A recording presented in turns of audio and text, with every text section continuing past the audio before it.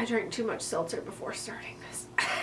Hi Foxes, and welcome back to my channel, or if you are new here, welcome. My name is Brittany and I am also known as SHOPFOXBURROW on sites like Poshmark and Etsy and Instagram, and here on YouTube. And today we are going to be talking about a topic that has been requested many times, and that is 80s for vintage resellers. So if you are new to my channel, it is mostly about reselling vintage and then fashion and style, and then occasionally I throw in some other stuff too.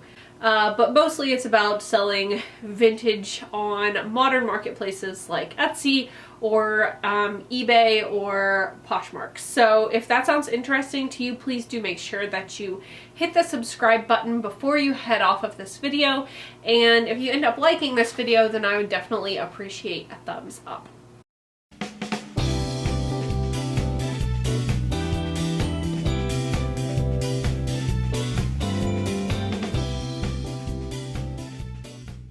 Now, this video is going to feel very information dense because there is a lot that I'm trying to get across to you, and I'm going to probably be dropping some brand names and some average selling prices and things like that. So you may want to take notes, or you may just want to queue it up to watch again later. But either way, I would greatly appreciate it if you do like this content and find it valuable to let the ads play, or give me a thumbs up, or leave me a comment down below. All of those are things that really help me to keep doing this, because if I'm completely honest with you guys, I really don't make much per video, maybe $3, $4, $5 per video. So there's a lot of work that goes into this, and I just really would appreciate your support by sticking with my channel. So yeah, let's go ahead and dive into the meat and potatoes of this episode. So the 1980s was an especially explosive time for fashion, where if you look back at a lot of the other eras, say the 40s, the 50s, the 60s, the 70s, there were maybe a couple of different styles within those different decades. But when you get to the 80s, because there's such an explosion of technology and information transfer, there's also an explosion of fashion and fashion styles. So you're going to have so many different styles to pick from the 1980s. So that technological explosion really fueled a lot of fashion and sort of created the rise of icons like Madonna, Cindy Crawford, you got David Bowie, just like people that others looked to and wanted to emulate, and their image was easily spread through magazines and TV content. You had the rise of MTV, you had cordless phones, you had VHS that people could record things and then lend it to their friends, and there was just so much more information available to the youth, and so they were really able to take that and kind of turn it into a sense of style. So because there are so many different areas of style in the 80s, I'm just going to touch on a couple that I like to sell, some that are my favorite, and I'm going to kind of tell you what I look for within those different categories. And then there are definitely like streetwear and like graphic tees, and there are other people I think that are a little bit better to talk to you about that. So I'm sort of going to focus on what I know, and that is women's fashion, and we're just not going to be able to touch on everything, so I just wanted to let you know in advance. This is not a comprehensive list of all things 80s. So let's start with my absolute favorite, hands down my favorite. 80s does 50s. So the 1980s brought a lot of like revival styles. You will often see like the drop waists from the 20s inspired styles. I hate those. You'll also see the 1940s style stuff, especially in rayon with the prints and like the ruffles and the peplums. But 1980s does 1950s has like this special place in my heart, and I feel like it does for other people too, because I've really seen these 80s does 50s pieces really rising in price over the years, where I used to sell a cotton 80s does 50s dress for maybe $35. Now you're looking at like seeing them at a minimum of $50, and some of them going up to like even $150, depending on who the designer is or whether there are like really special details to it. So let's dive a little bit more into that. So we really saw the puffy full skirt come back with that like new look vibe to it from the 1950s and the late 1940s, and you get the puffy shoulders, like the puff sleeves, and then you get the accented like yoke waist, and best of all, you get timeless florals. Those are my favorite. In this category, I particularly love the cotton floral dresses with the large skirts. Sometimes they have like off the shoulder accents, or they have a deep yoke at the waist, or they have like cross and strap details in the back. But for me, my favorite is the sort of straight waist ones that you could really almost, like at a glance, you could really mistake them for a 1950s piece. And a lot of times you'll see this with prints. So you get a lot of polka dots, you get a lot of stripes, you get some plaids, you get some florals, and they're just really, really special pieces, I think, because they really do a good job of emulating that 1950s look. But as we move more and more forward in time, it is harder and harder to find those 1950s pieces. So this offers a little bit more of like a gateway to that vintage style dressing that a lot of people are sort of looking for. So I do find that this category sells very well. The best part about this category for me, I think, is that you can still find them in thrift stores, which is wonderful. Where it is so hard to find like 1950s or 40s or 30s dresses in thrift stores anymore, it is not unreasonable to find a 1980s cotton floral dress. And so it's a very like approachable and look for sort of bolo type of thing that you can pick up.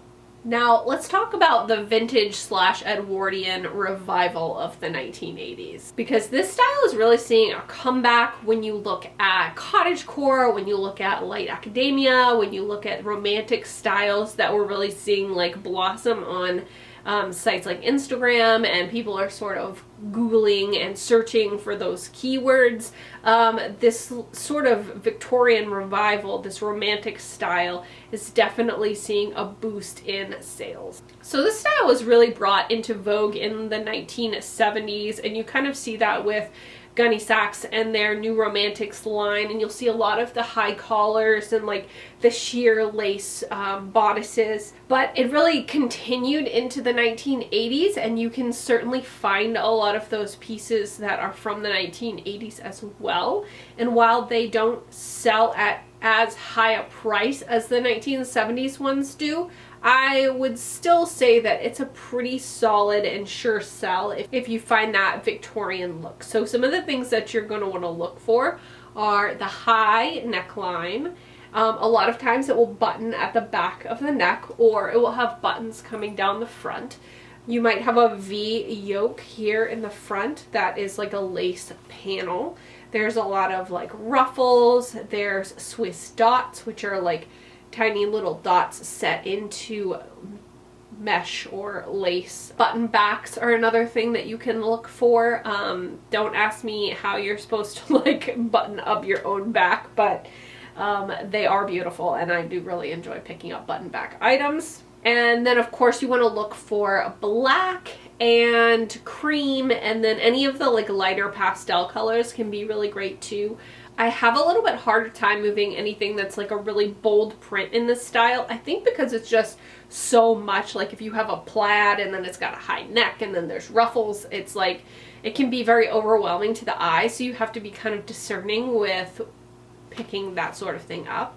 But yes, Victorian / Edwardian revival is definitely a good one to look for in the thrift store. Are you enjoying this video and this content? If you are, then please do make sure to hit the thumbs up button, and remember to let the ads play through if you don't mind. If you have the time, I would really appreciate it. So in the 1980s, there was also really a burst in international production, whereas in the 1970s and before, you really saw most of the clothing being made in the United States. In the 1980s and onward, we started looking at offshore production of, and in particular, this is also when we start to see pieces really being made more in India and China. So you did have some items being made in India in the 70s. So while there were definitely some imports from India in the 70s, you really saw, I think, a lot more coming into the country in the 1980s. And one of the sort of byproducts of this is the beautiful trend of India gauze cotton. So I don't know if you've ever worn India gauze cotton, but it's so light and airy.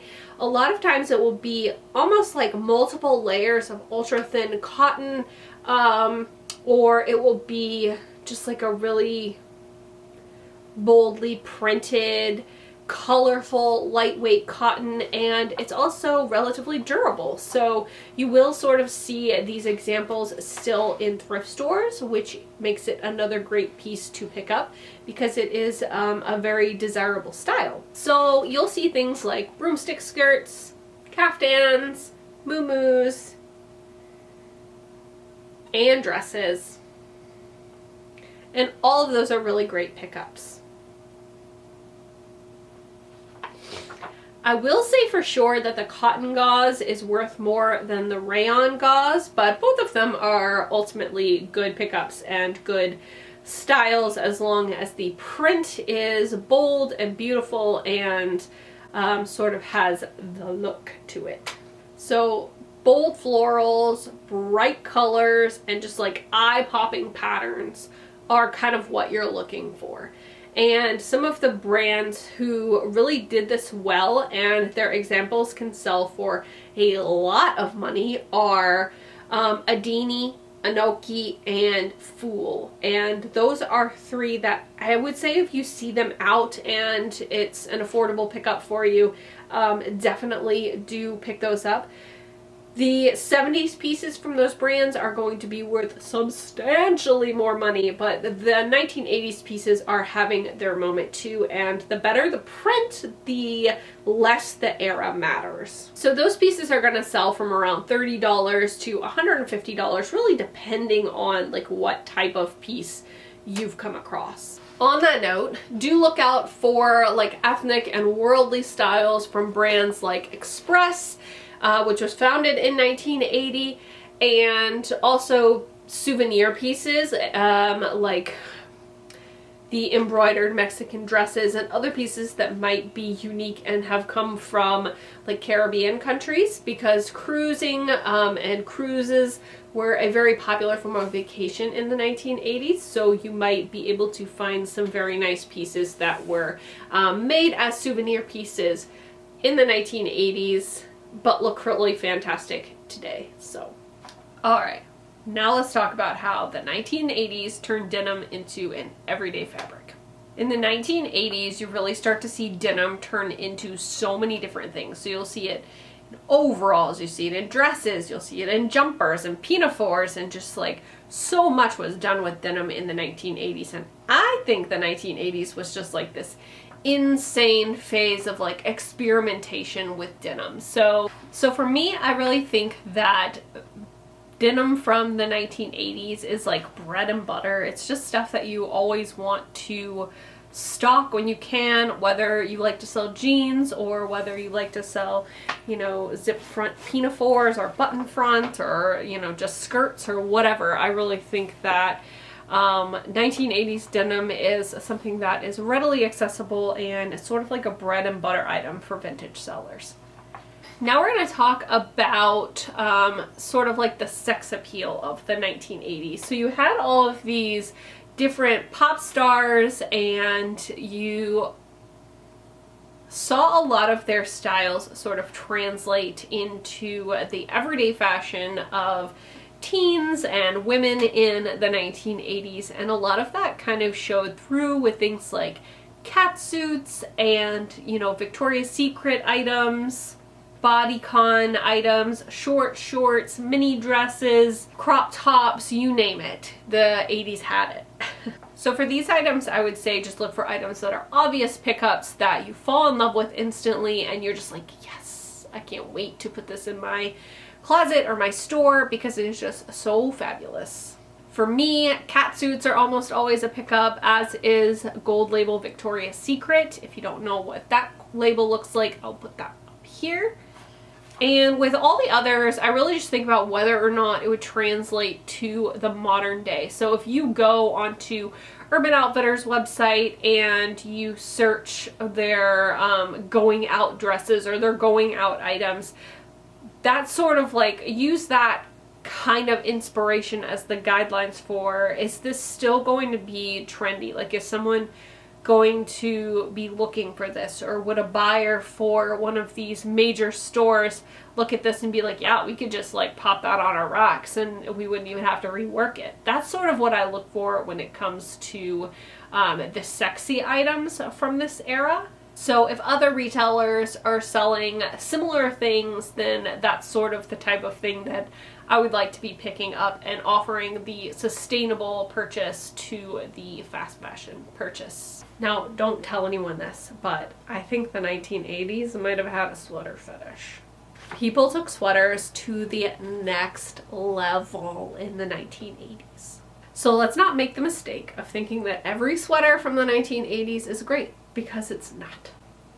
You want to look for quality fibers and natural fibers and styles that are sort of mimicked on the modern market. So mohair, angora, cashmere, wool, cotton, those are all wonderful natural fibers that people might be more inclined to pay more for or be looking for specifically. So for styles, you've got cocoon sweaters, fitted sweaters, cropped sweaters, sweater vests, ribbed sweaters, and sweater tank tops. Those are all things that I have been seeing on the market and I have been having good luck selling. And let's not forget the huge old sleeves. So the bigger the sleeve right now, the better.